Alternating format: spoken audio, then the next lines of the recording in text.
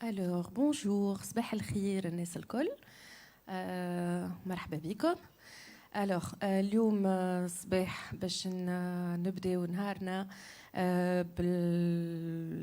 باليونيك سيونس ميد سيشن آخر واحدة تصير غدوة اليوم مع دافيلمز donc with ديانا تباكوف باش تقدم لنا دافيلمز اللي هي une plateforme de documentaire qui réunit 7 des plus grands festivals de documentaires au monde. Elle va nous en parler bien évidemment beaucoup plus dans le détail.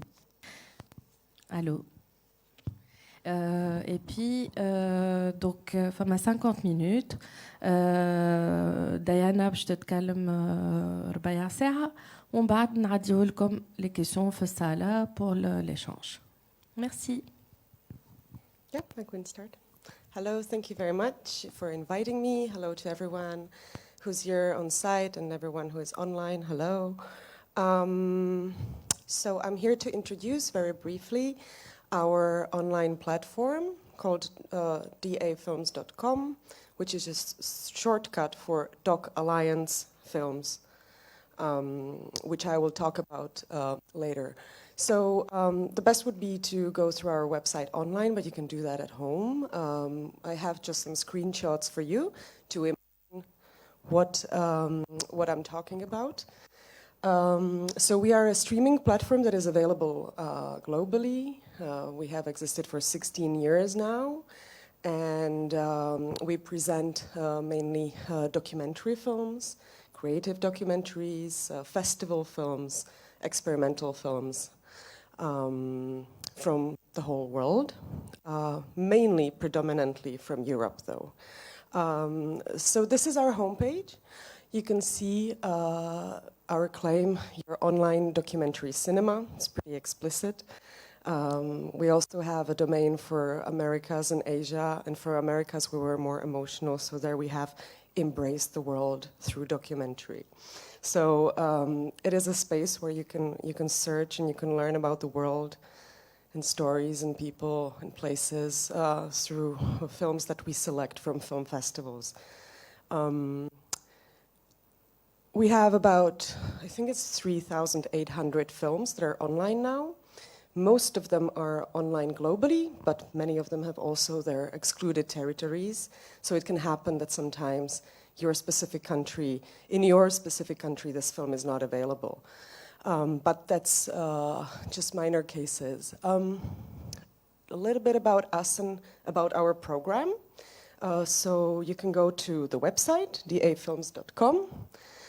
And you will see how we edit our program. It's actually something between a newspaper and a film festival that is taking place online.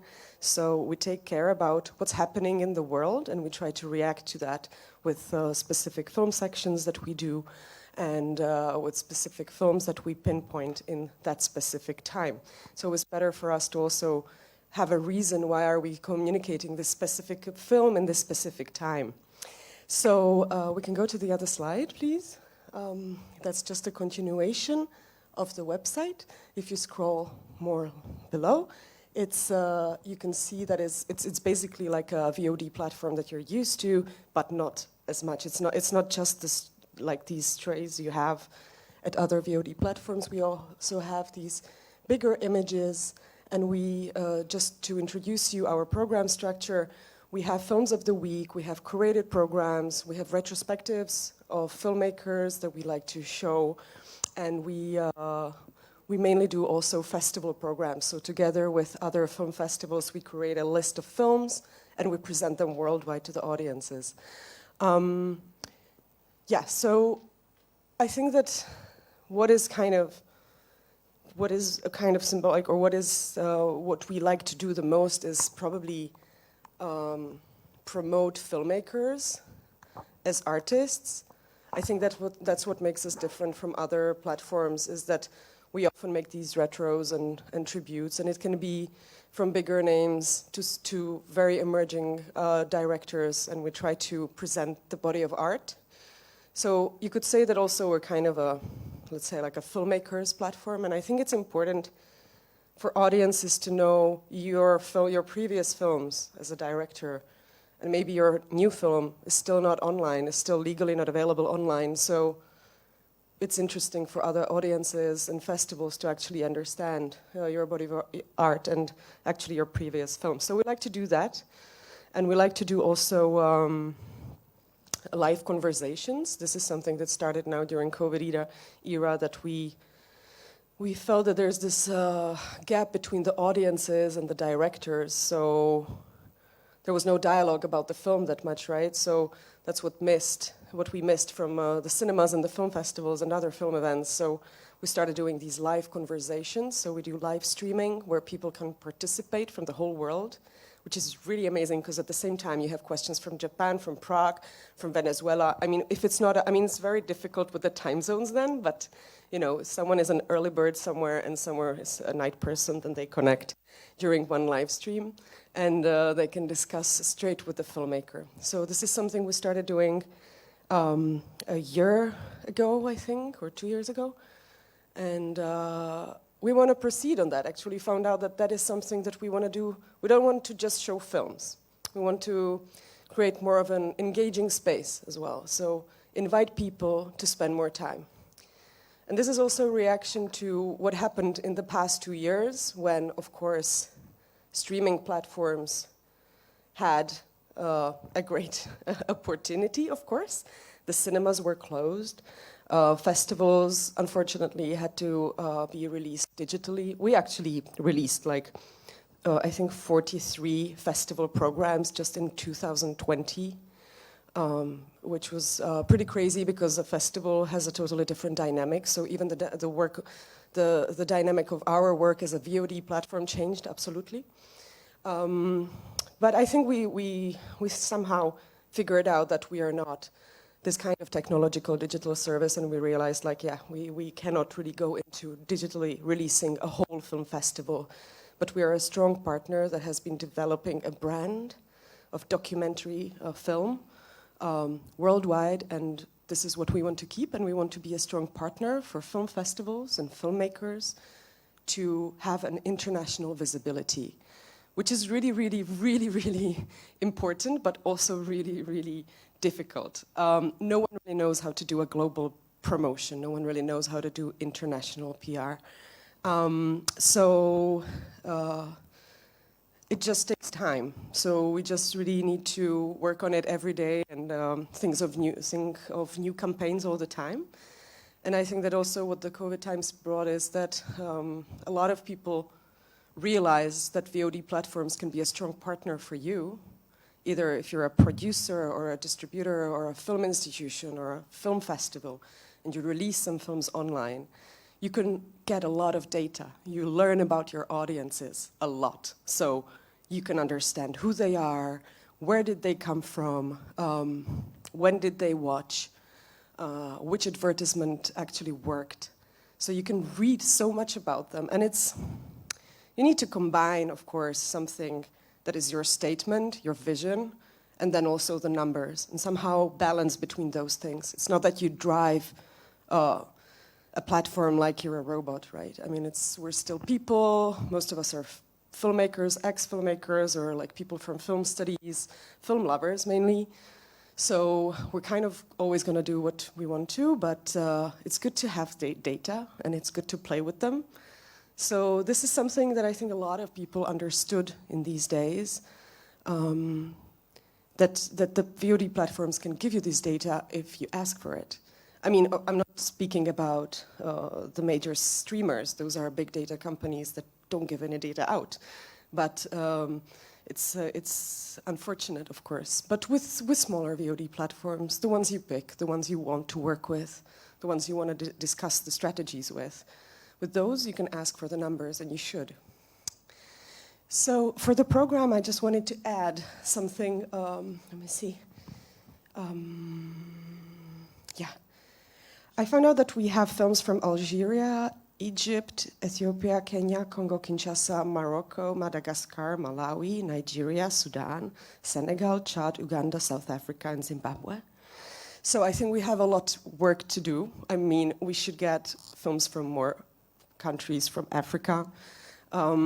This is on me. I have been doing the program for 12 years at Dafilms, and now my position switched a bit more, but I have more colleagues working on the program, so it's not a one-woman show anymore. And so that's why we're here, and I'll be really happy to talk to you about films, and we would really, really, really like to talk to you about how to represent more films and how we should get into this. So, yeah, so this is something, I mean, we do have some films, but the thing is that it's more or less these films that I mean, the countries that are listed, it's more or less films that are also co-productions with other European countries. And, or then we have African directors, but they don't have an African production country. So, yeah, we can talk about that later. I just wanted to tell you the list of countries that we represent. Otherwise, our platform works in the way that it is global, but then we have also, we're based in Prague. We have about, I don't know, let's say 15 people working for the platform. And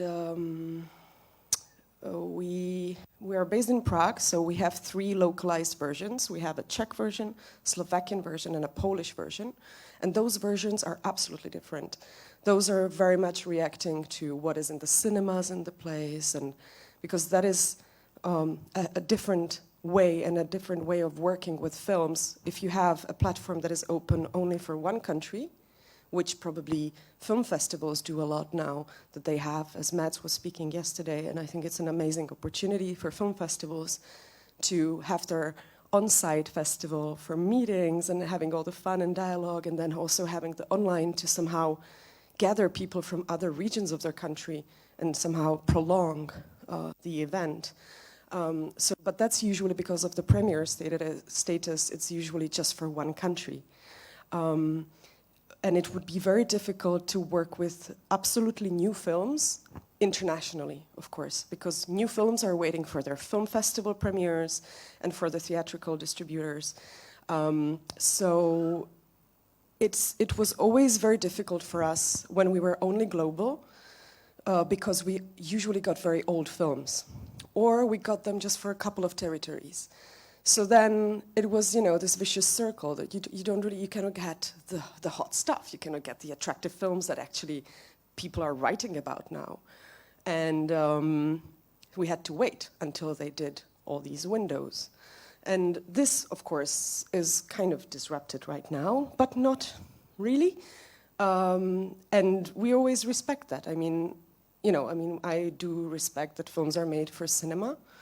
So, and we have always been there as filmmakers, really to think of ways of how to help film. So we're kind of, like stepping around that and trying to find ways every time how to reach new audiences for the films.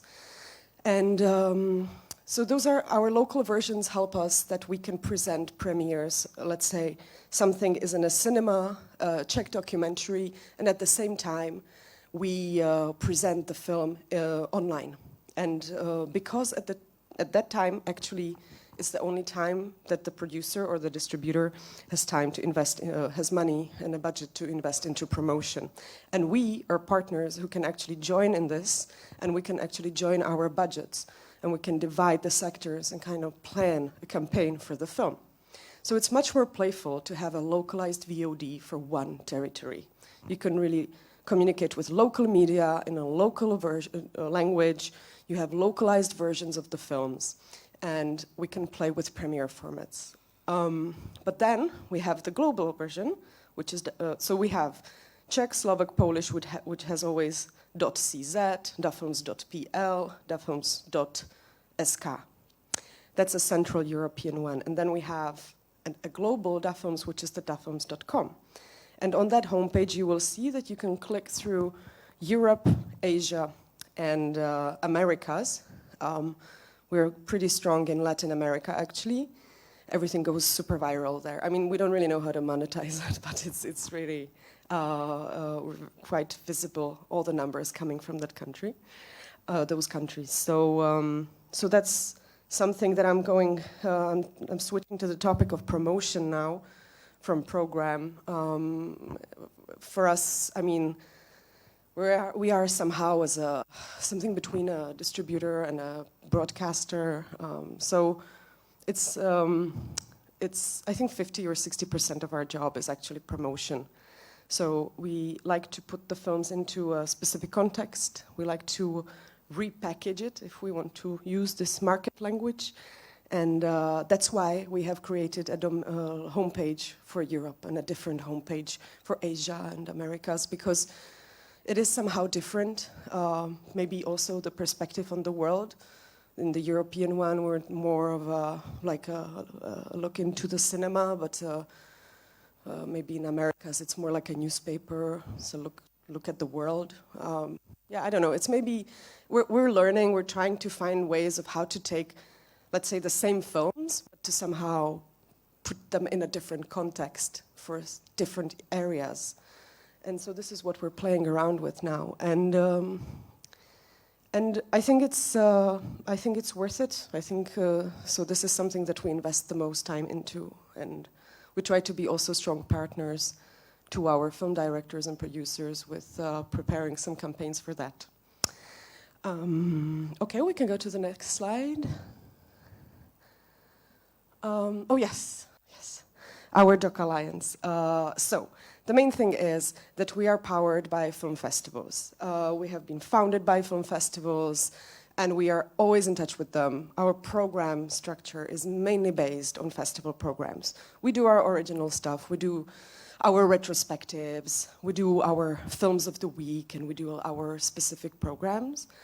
But mainly what we do is, and what we love the most, is to get in touch with the festival and create a list of films from their festival and try to show these festivals internationally.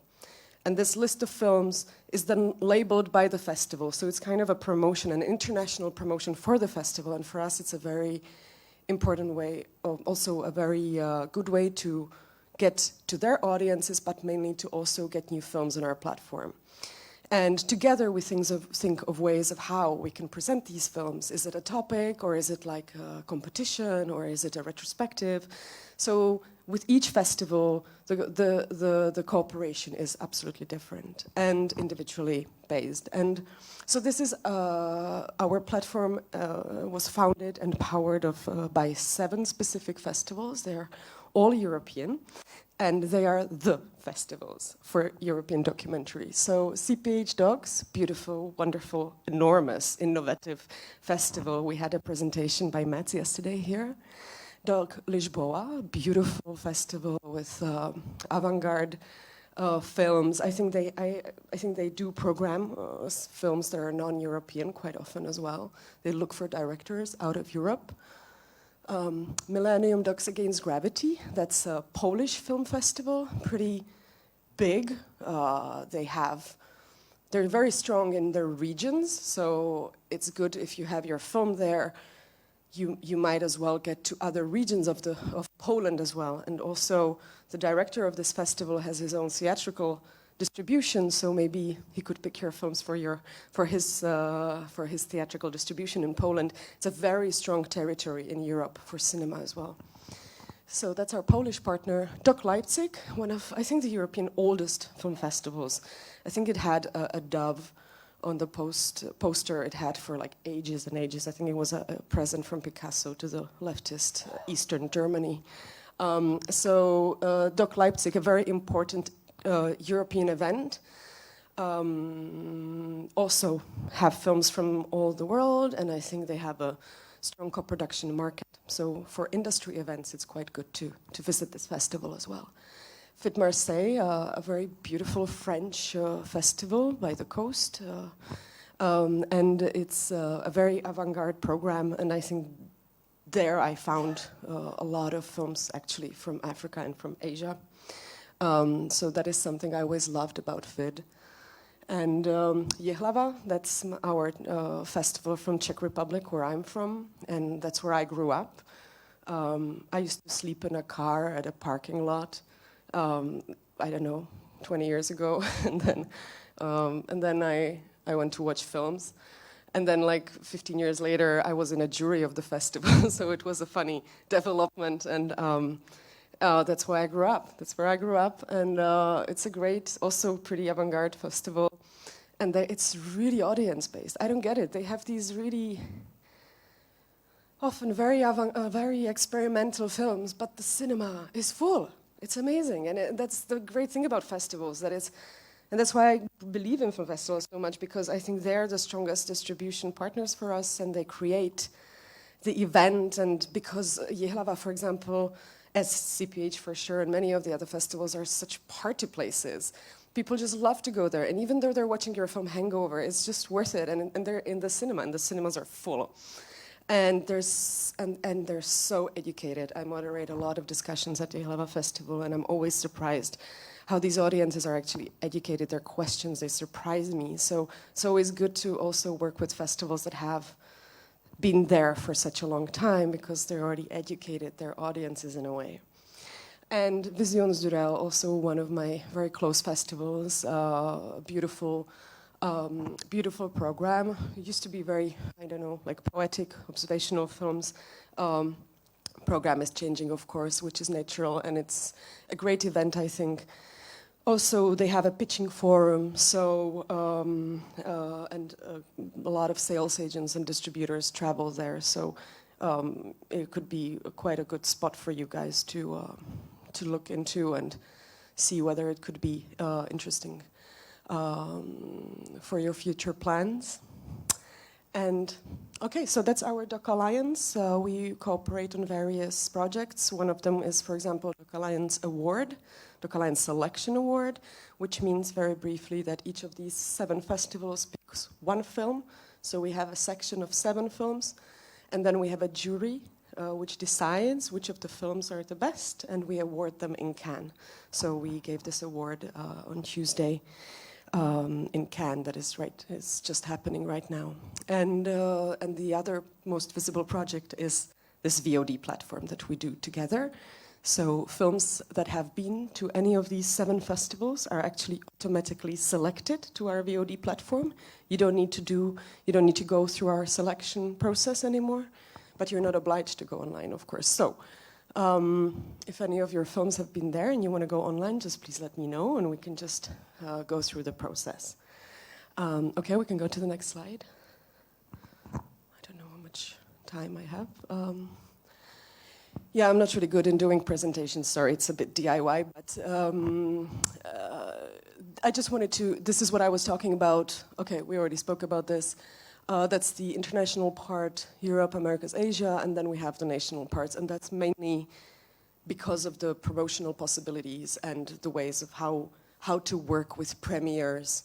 So on the global version, it's new films, and it's getting better and better because with the COVID times, we changed, it changed a lot, this windowing, so it's not like 1 or 2 years after festival premiere. Often we have absolutely new films. But the global platform is more about the curated programs, which as with this local programs, it's more about like premiere formats and films that are in the theaters. Oh, 2 minutes. Okay, next slide, please. Our strongest territories. So if you want to get your films out there, these are the territories where we can do the most work for you. This is where our audiences are mainly. These are countries where either there are VOD, very developed markets, or they have a strong cinema history. Okay, let's go further on, please. And for you, more practical information for the producers, for the directors, the boring stuff. This is, our contract is non-exclusive, so you can sell your film wherever you want. We have, and this is important, 4 business models: SVOD, TVOD, EST, and PVOD. SVOD is the subscription VOD. So that's like the Netflix model, yeah?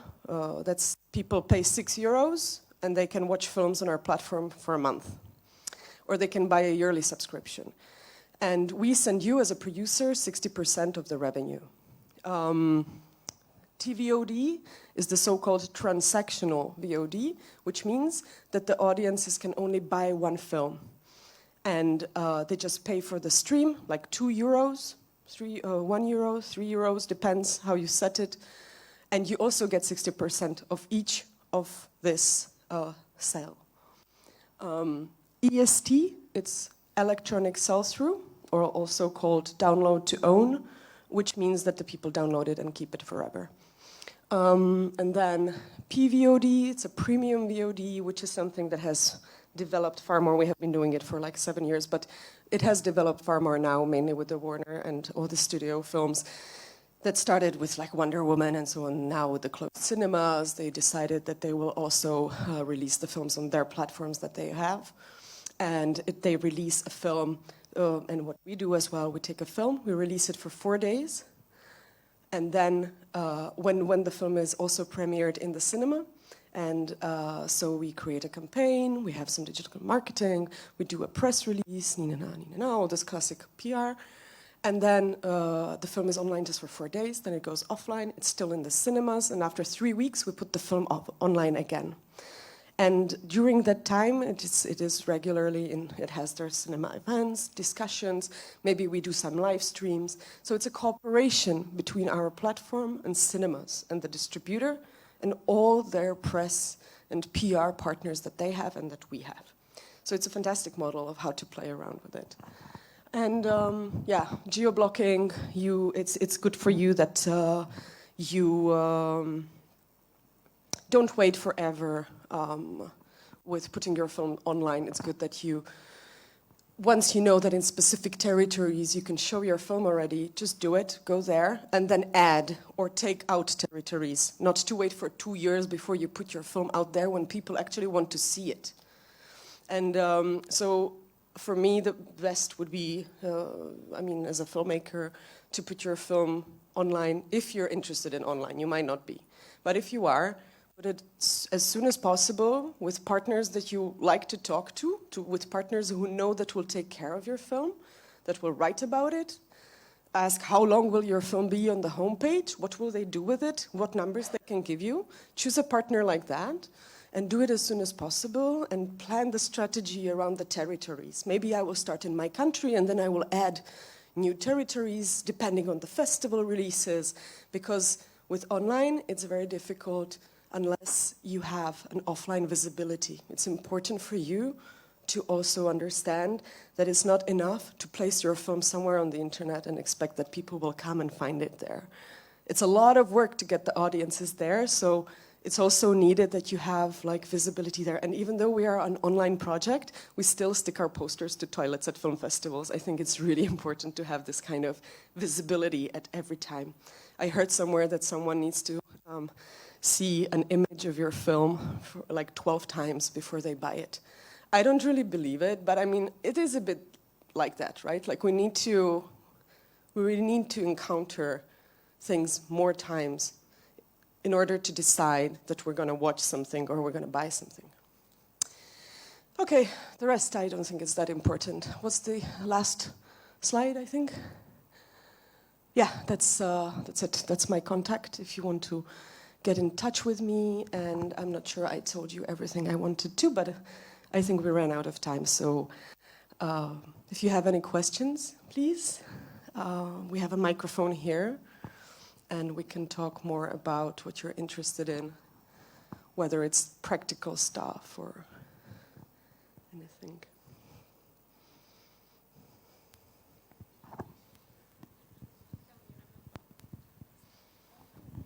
Hi. Hi. Okay, I want to ask about if you ask about premiering in your stuff, because most festivals and stuff, they ask you that your film should premiere in that festival, and then is it like necessary for the film to premiere in your, I don't know what is this called? At our platform, you mean? Yeah. No. We are a place for you to find audiences. We have no premiere politics. Okay. So it's for you, what you need to take care of is your premieres at film festivals. That's it. And they might not be happy if in their territory your film is online already, right? So, yeah. But we don't have this. Even if your film is at another platform, we don't mind.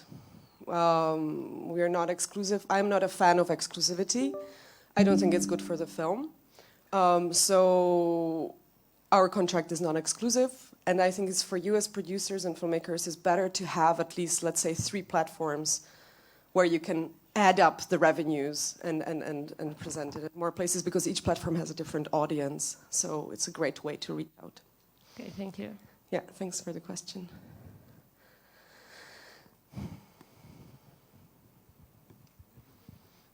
There's another question there at the back. At the back. Oh, I think I'm out of the shot. Hello, thank you for your presentation. I would ask about, you said that you coordinate with Europe, Asia, and America. Mm-hmm.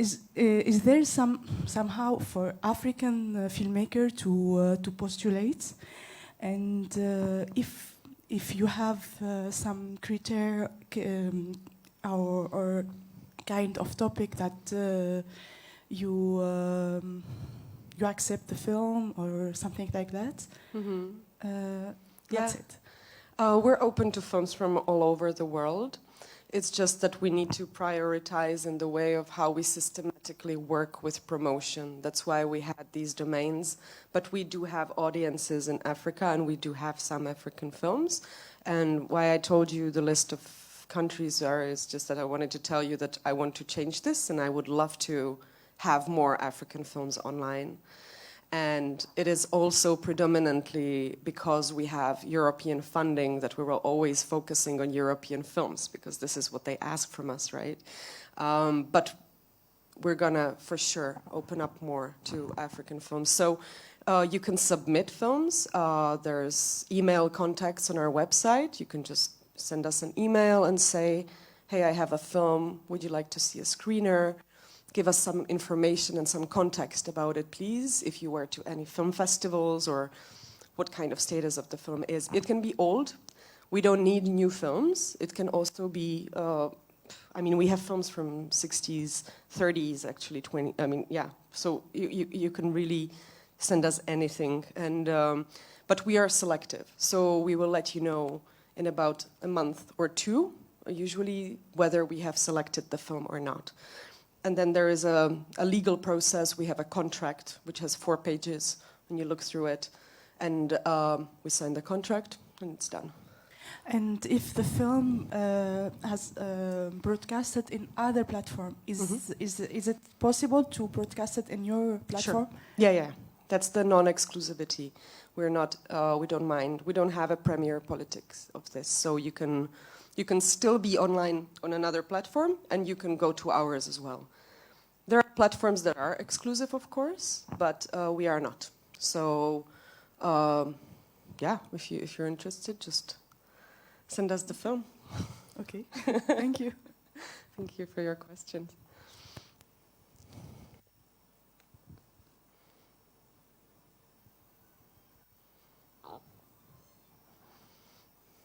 Okay, if there's no more questions. Thank you. I think that's it there. I'll be here around for 2 more days, I think, so we can talk more if you're interested. Yeah? Okay, thank you. Merci Diana. Merci beaucoup. Alors, on va se prendre quelques minutes de pause et on revient pour le panel qui suit.